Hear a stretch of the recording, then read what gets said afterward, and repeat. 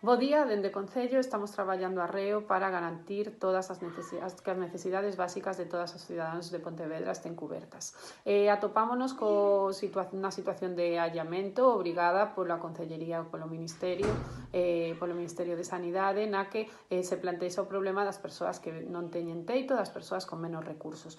O Concello estaba buscando solucións para isto e imos habilitar un centro chamado Centro Raíña da Paz.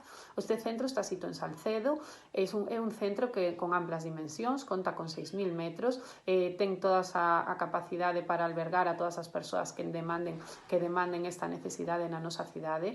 Este centro ten 41 camas, ten zonas comuns, amplas zonas comuns, ten zonas verdes onde poden estar garantidas perfectamente as necesidades tanto de alimentación como de dormir, como de condiciones higiénicas. As condiciones de alimentación ás que me refería van a estar garantidas porque serán os membros de Protección Civil os que leven os alimentos dende o comedor de San Francisco ata este albergue.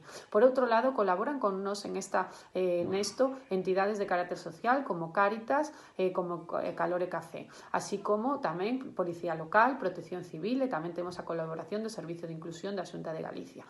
É un momento difícil para todos, pero dende o Concello imos garantir que que todo o mundo teña garantizadas as necesidades básicas cubertas e por eso estamos traballando para iso. Por outro lado, como entendemos a complexidade de determinadas situacións, imos habilitar tamén o Centro Resurdir, estará aberto de 9 a 2, tamén se prestarán nel servicios esenciais como son o alimento, ou a posibilidade de ducha ou de cambiarse de roupa, poderán estar ali tamén para a xente que non se pode estar pola rúa.